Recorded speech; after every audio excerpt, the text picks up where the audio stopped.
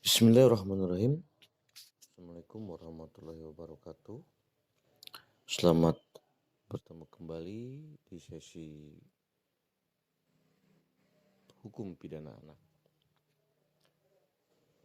Di dalam sesi kita kali ini, kita akan membahas mengenai asas-asas yang terkandung di dalam peradilan pidana anak. Tentunya di dalam asas-asas ini ada beberapa asas yang berbeda di dalam Undang-Undang Nomor 3 Tahun 1997 yang terdahulu ya tentang sistem peradilan pidana anak dengan asas-asas yang terkandung di dalam Undang-Undang Nomor 11 Tahun 2012. Nah, di dalam pembahasan kita kali ini, teman-teman semua, kita akan membahas dan menyampaikan mengenai asas peradilan pidana anak menurut Undang-Undang Nomor 11 Tahun 2012. Sebelum kita lanjutkan, dengan adanya penyampaian mengenai asas-asas peradilan pidana anak ini, tentunya kita semua harus mengetahui ya sebagai ilmu pengetahuan bahwa asas-asas pengadilan anak ini di Undang-Undang Nomor 3 Tahun 97 juga terdapat beberapa asas yang terkandung di dalam atau yang berkaitan dengan pengadilan anak. Di dalam Undang-Undang Nomor 3 Tahun 1997 itu ada ada asas yang disebut sebagai pembatasan ya, adanya pembatasan umur terhadap anak. Nah, di dalam asas yang pertama di dalam Undang-Undang Nomor 3 Tahun 97 ini tentang adanya pembatasan umur anak ini diartikan bahwa orang yang disidangkan atau orang yang dapat disidangkan dengan cara peradilan anak ini tentunya ada batasan, yaitu minimal umur atau usia 12 tahun sampai dengan 18 tahun. Dan tentunya belum pernah menikah, ya, belum pernah kawin. Nah, adapun latar belakang pembentuk daripada Undang-Undang Nomor 3 Tahun 97 ini yang menentukan batas umur itu karena pada umur tersebut secara psikis ya anak sudah dianggap mempunyai rasa tanggung jawab terhadap perbuatan kenakalannya dengan adanya batasan minimal 12 tahun sampai dengan 18 tahun. Nah, namun dengan adanya batasan minimal 12 tahun ini di dalam Undang-Undang Nomor 3 Tahun 97 ini itu banyak sekali berbagai penafsiran dan kontroversi ya terkait pemikiran-pemikiran mengenai batasan usia. Kemudian apabila anak yang belum berumur ya atau batasan umur maksimumnya 18 tahun dan belum pernah menikah itu dirasakan cukup representatif ya dengan hukum positif di Indonesia. Bahkan di dalam Beijing Rules ada peringatan bahwa batas umur terlalu rendah itu tidak bermakna ya. Sedangkan terlalu tinggi juga tidak efektif. Jadi yang ditentukan di dalam asas pengadaan anak menurut Undang-Undang Nomor 3 Tahun 97 ini adalah mengenai batasan umur anak. Kemudian yang keduanya, asas yang kedua di dalam Undang-Undang tahun 97 tersebut adalah adanya pembatasan masalah. Nah, di dalam pasal 1 angka 2 Undang-Undang Pengadilan Anak itu disebutkan bahwa pengadilan anak ini hanya memeriksa perkara anak nakal. Sebagaimana Undang-Undang Nomor 1 Tahun 97.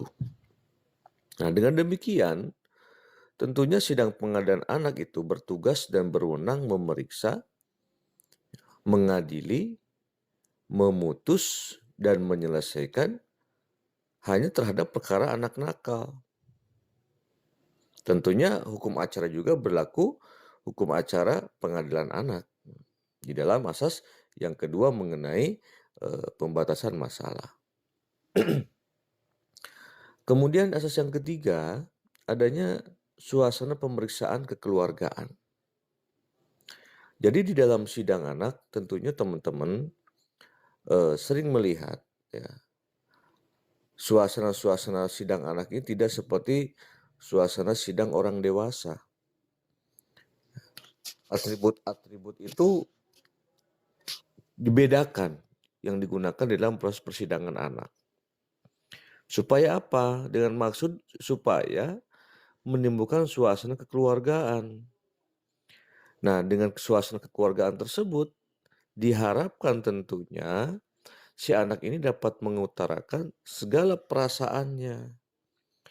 Bisa menyampaikan peristiwanya, latar belakangnya, ya, terhadap kejadian-kejadian yang dialaminya secara jujur, tanpa adanya rasa takut ataupun tekanan. Nah, jadi selama persidangan itu mutlak ya, harus dalam suasana kekeluargaan. Termasuk juga dalam tahap penyidikan maupun tahap-tahap proses penegakan hukum. Dia tidak boleh memakai pakaian dinas maupun toga tentunya. Bagi aparat penegak hukum tidak boleh menggunakan atribut-atribut atau emblem-emblem yang berbau kedinasannya. Termasuk juga terhadap pendampingnya ya, pengacaranya, toga tidak boleh. Nah, sedangkan dalam persidangan itu harus tertutup, hanya boleh dihadiri oleh anak yang bersangkutan beserta dengan orang tua atau wali atau orang tua asuhnya dan penasihat hukum serta didampingi oleh pembimbing kemasyarakatan. Namun tentunya banyak sekali ya, pengadilan secara tertutup tapi secara media itu muncul di permukaan. Nah, ini yang bertentangan dengan suasana dengan asas-asas di dalam undang-undang yang berkaitan dengan anak. Nah, kemudian asas berikutnya yang tercantum di dalam Undang-Undang Nomor 3 Tahun 97. Ya. Meskipun undang-undang tersebut sudah direvisi ya, tapi ini perlu teman-teman ketahui. Adanya mengharuskan splitting perkara, ada pemisahan berkas perkara. Apabila anak tersebut melakukan suatu tindak pidana bersama-sama dengan orang dewasa. Nah, di sini ada perbedaan ya secara tentunya secara sosial, karakter, psikis ya, dan juga fisik. Ini di dalam perkara ini harus dipisahkan, yaitu di-splitting, pemisahan berkas perkara. Kemudian juga ditangani oleh pejabat-pejabat khusus. Penyidiknya tentunya penyidik anak, penuntutnya penuntut anak. Ya. Kemudian pada tahap pengadilan baik di negeri itu hakim juga oleh hakim anak. Baik level tingkat 1 pengadilan negeri maupun juga tingkat banding, ya, tingkat kasasi hingga Mahkamah Agung itu hakimnya adalah harus hakim anak. Nah, kemudian diperiksanya juga dalam perkaranya itu harus oleh hakim tunggal. Ya. Kemudian yang berikutnya adalah penahanan lebih singkat ya. Sebagaimana diatur dalam pasal 44 ya, sampai dengan pasal 50 itu demi kepentingan penyidikan, penyidik hanya memiliki kewenangan melakukan penahanan terhadap anak yang melakukan suatu tindak pidana berdasarkan bukti permulaan yang cukup itu paling lama 20 hari. apabila diperlukan guna kepentingan pemeriksaan yang belum selesai oleh penyidik ini, jadi penyidik meminta perpanjangan kepada jaksa penuntut umum yang berwenang, ya, tentu JPU tentang anak, JPU anak. Itu minta perpanjangan paling lama 10 hari. Jadi dengan jumlah waktu penahanan 30 hari ini, penyidik harus sudah menyerahkan berkas perkara terhadap kasus anak tersebut kepada penuntut umum. Nah, jadi penyidik punya kewenangan maksimum 30 hari. Sedangkan setelah masuk ke tahap penuntutan, jaksa penuntut umum ini punya kewenangan paling lama 10 hari. Kemudian langsung dilimpahkan, ya. Apabila memang ada kepentingan pemeriksaan yang belum selesai oleh penuntut umum, nah maka penuntut umum ini dari kewenangan tadi yang 10 hari punya kewenangan kembali dengan meminta izin, ya. Meminta izin kepada pengadilan, ya, untuk memperpanjang penahanannya selama 15 hari. Jadi totalnya untuk penuntut umum itu adalah 25 hari. Tadi di tahap penyidikan adalah 30 hari, penuntutan adalah 25 hari. Nah, setelah 25 hari itu, maka penuntut umum harus melimpahkan ke pengadilan. Nah, apabila batas waktu tertentu yang 25 ataupun yang 30 di tahapan penyidikan tidak segera dilimpahkan, maka harus segera dikeluarkan si anak itu, atau si tersangka itu. Nah, apabila sudah dilimpahkan ke tahap pengadilan, ya, hakim punya kewenangan untuk mengeluarkan surat perintah penahanan terhadap anak ini yang sedang diperiksa tentunya paling lama 15 hari. Ya, paling lama 15 hari. Nah, namun apabila hakim belum selesai nih, masih diperlukan, apakah terhadap anak ini bisa diperpanjang? Nah, maka dapat diperpanjang terhadap tersangka anak tadi oleh ketua pengadilan negeri, ya, paling lama tuh 30 hari.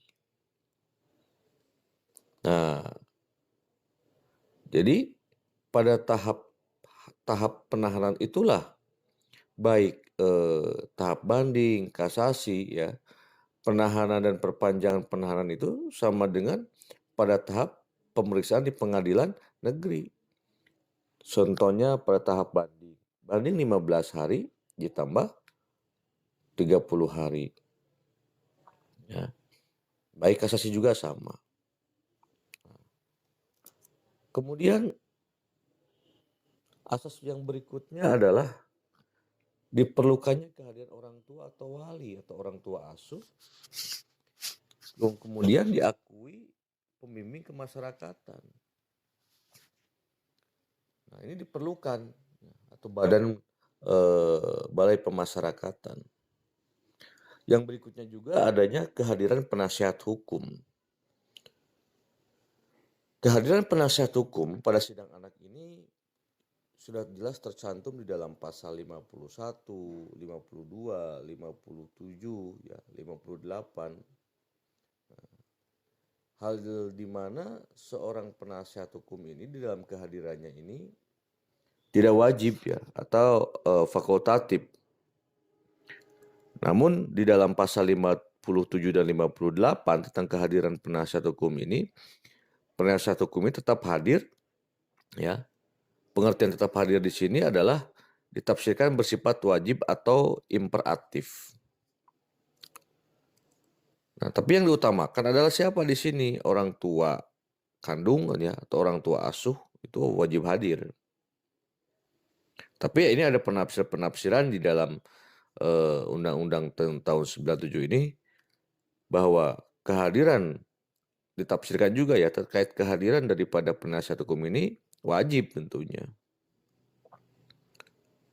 Nah, memang dalam pembahasan pada saat itu ya, dalam pembahasan RUU Peradilan Anak tersebut menjadi pembahasan yang yang rame gitu ya. Hingga kalimat atau kata wajib ini diganti dengan berhak kalimatnya. Penggantian kalimat. Nah, kemudian juga hukuman lebih ringan ya, bagi anak di dalam asas-asas terkait dengan anak sebagaimana di dalam Undang-Undang tahun 97 tadi. Itu apa banyak sanksinya? Dikembalikan kepada orang tua ya.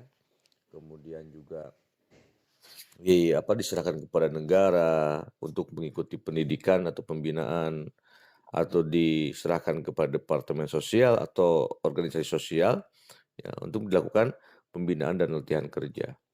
Nah, itu teman-teman semua di dalam asas-asas yang terkandung di dalam Undang-Undang Nomor 3 Tahun 1997.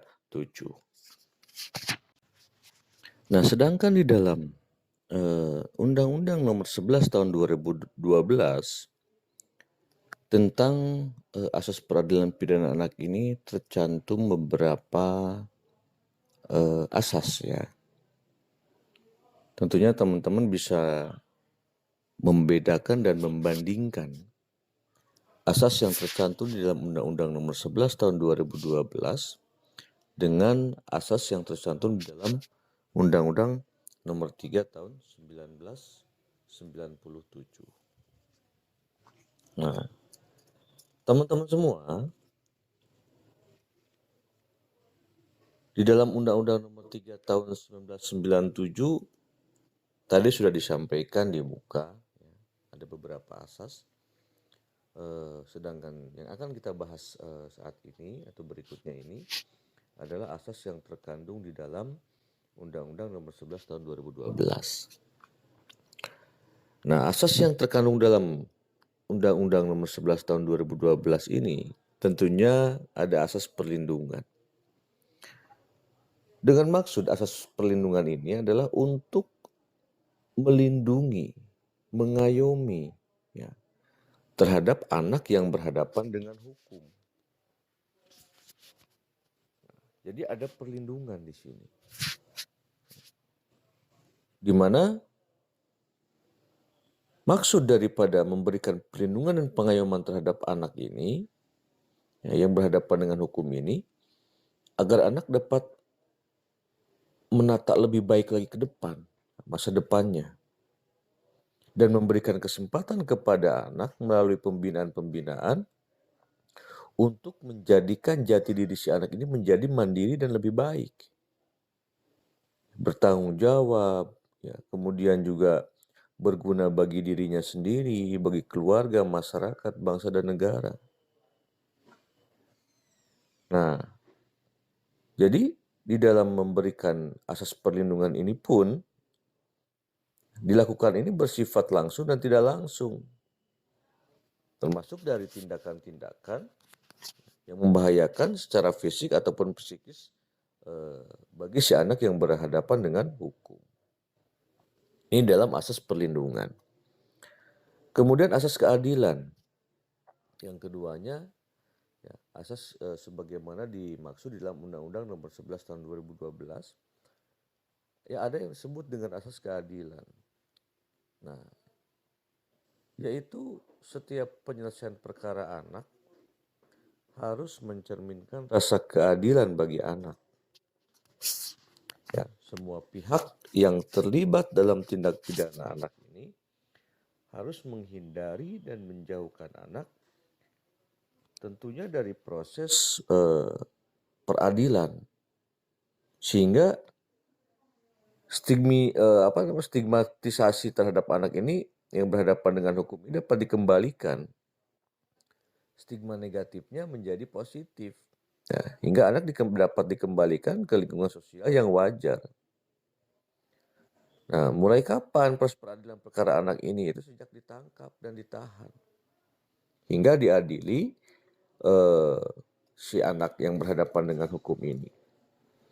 Nah, pembinaan terhadap anak ini wajib ya dilaksanakan oleh pejabat khusus yang benar-benar memahami mengenai masalah anak. Ini di dalam asas keadilan. Kemudian yang ketiga adanya asas diskriminasi, non-diskriminasi.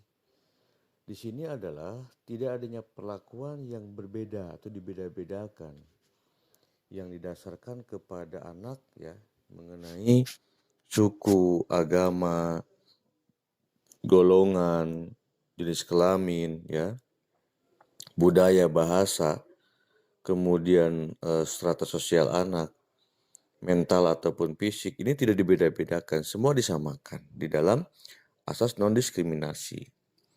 Kemudian ada asas kepentingan terbaik bagi anak. Nah, kepentingan terbaik bagi anak ini adalah segala tindakan dan pengambilan keputusan yang menyangkut anak, baik yang dilakukan oleh keluarga, masyarakat, maupun pemangku hukum di sini. Harus selalu menjadi pertimbangan utama bagi si anak.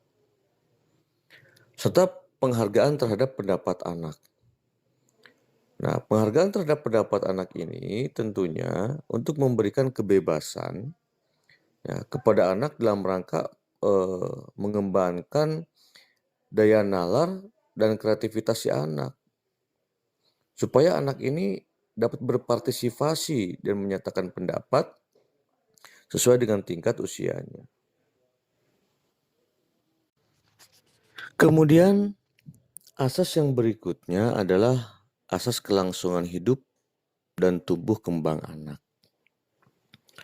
Nah, di dalam asas ini yang paling mendasar ya merupakan hak asasi yang paling mendasar bagi anak yang harus dilindungi dan wajib dilindungi oleh negara, pemerintah, masyarakat, keluarga maupun orang tua si anak. Ini asas kelangsungan hidup dan tumbuh kembang anak. Ini yang menentukan cikal bakal anak sampai dengan nanti dewasa. Ya. Nah, kemudian asas pembinaan dan pembimbingan bagi anak. Nah, tentunya di sini pembinaan dan pembimbingan bagi anak ini adalah kegiatan untuk meningkatkan kualitas anak. Supaya apa? Dia mengenal dengan agama, ya, sikap, etika, perilaku, kemudian juga kesehatan, ya di sini. Nah, pembimbingan bagi anak ini tentunya untuk meningkatkan kualitas rohani, ya. Rohani dan jasmani bagi si anak. Rohaninya apa di sini? Supaya etika moralnya. Ya. Kemudian punya keterampilan bagi si anak. Hingga kesehatan jasmani dan rohani si anak ini bisa diberikan yang terbaik oleh pemerintah negara ataupun masyarakat. Tentunya kalau negara melalui lembaga-lembaga, ya. Lembaga-lembaga pemasyarakatan untuk masa depan si anak. Kemudian proporsional, asas proporsional. Di dalam asas proporsional ini tentunya perlakuan terhadap anak ini harus memperhatikan batas keperluan daripada si anak, umur si anak, dan kondisi daripada si anak. Nah, jadi anak harus diperlakukan sesuai dengan situasi dan kondisi mentalnya juga ya, serta keadaan sosial. Dengan kemampuan, tentunya kemampuan pada saat usia si anak.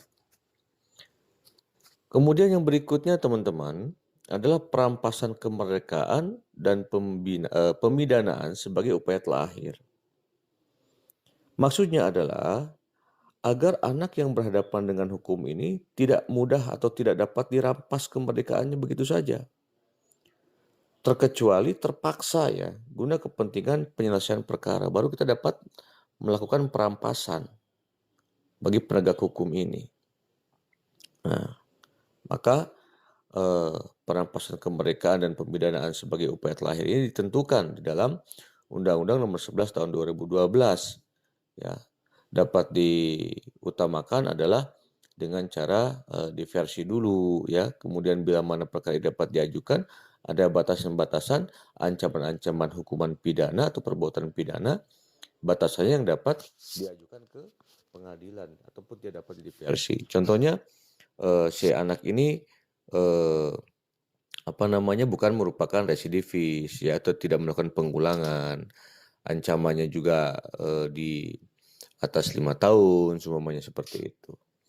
Kemudian asas yang terakhir di dalam asas peradilan pidana anak menurut Undang-Undang Nomor 11 Tahun 2012 adalah asas penghindaran pembalasan. Ya, asas penghindaran pembalasan. Nah, kemudian semua pihak ya dalam hal ini dalam tindak pidana baik korban ya, anak ataupun masyarakat mencari solusi untuk memperbaiki dan menenteramkan ya supaya tidak berdasarkan pembalasan. Jadi penghindaran pembalasan di sini adalah prinsip menjauhkan upaya pembalasan dalam proses peradilan pidana. Maka ada yang namanya diversi, penyelesaian dulu ya, secara musyawarah dari kedua belah pihak baik korban ataupun si anak sebagai anak yang berhadapan dengan hukum dan juga masyarakat. Nah itu teman-teman yang dapat disampaikan di dalam asas ya, asas yang berkaitan dengan pidana anak di sini. Demikian disampaikan. Mohon maaf atas segala kekurangan. Saya tutup. Assalamualaikum warahmatullahi wabarakatuh.